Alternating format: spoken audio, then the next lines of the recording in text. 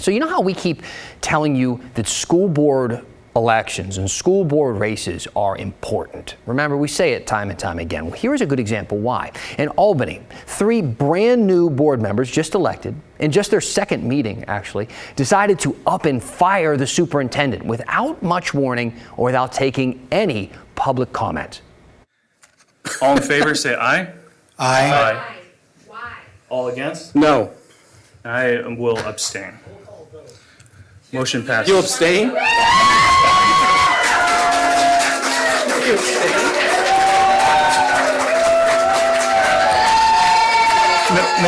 Mr. Chairman, I move we adjourn. Is there a second to adjourn?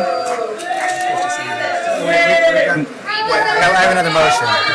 Don, I have another motion. Okay, everybody calm down. Here's what happened. All right, during the last election there, voters in that district, they picked 3 new people who ran on a more conservative type platform. You see, some of the people in the community were a little worried about some of the progressive moves being made in the district, like getting rid of police officers on campuses, for instance. So the new group that they just voted in decided it was time right off the bat to set the tone and fire the superintendent, which was a pretty dramatic move, of course. Really dramatic, actually. Let me explain. This is Melissa Goff, the soon-to-be former superintendent, and Goff has a contract.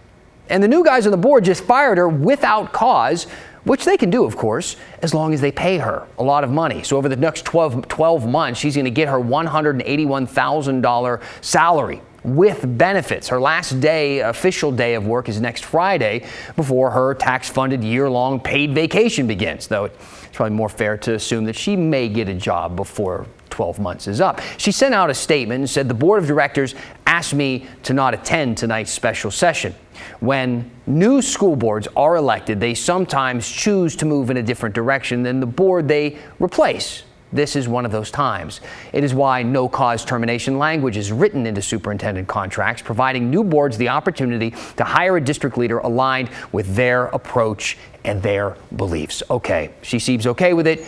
She's gone. New person is coming in. They did it really quickly, too. I mean, again, that meeting was 22 minutes. It seemed very strategic because one of the first things they did, it's like a chess move. What are they going to do next? I'm sure they have something planned. Who are they going to pick? I'm setting up the next clip. I love this. See, as the meeting came to a close, as it was ending, the crowd was still yelling. The board of directors, they were still talking to each other, and they were talking about the plans to now find the new interim and then permanent superintendent. And clearly, or at least it appears to be very clear, that this is something that they have not talked about at all. I would like to move that we delegate authority to the chair and the vice chair to begin the search process for an interim superintendent and an acting You're superintendent. dividing us more. I second. Can I speak to that motion? More. I would like to speak to that motion. I just want to make it clear. Actually, Director Thompson, I'm going to stop you. I would rather pass that privilege on to another board member. My schedule is very full, and I'll be leaving. So I withdraw the motion and I move we adjourn. Well, who's superintendent to adjourn tomorrow? has been moved and seconded by Director Question Wilson. for the chair. All in Okay, favor? that's a say privilege aye. to have a question. Who's the Aye. superintendent tomorrow? All opposed? The current superintendent is the superintendent tomorrow. 10 days. What's 10 days. the 11 days. 11 days. Now, you can't help but shake your head just a little bit at that. It's like the bank robbers running out of the bank and they both jump into the backseat of the getaway car like, "I thought you were driving." I'm sure they'll find the right person.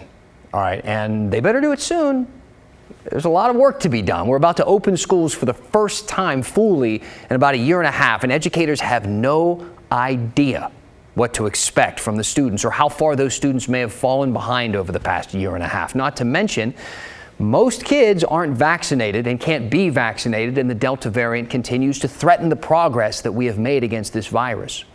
Remember, school board elections are important.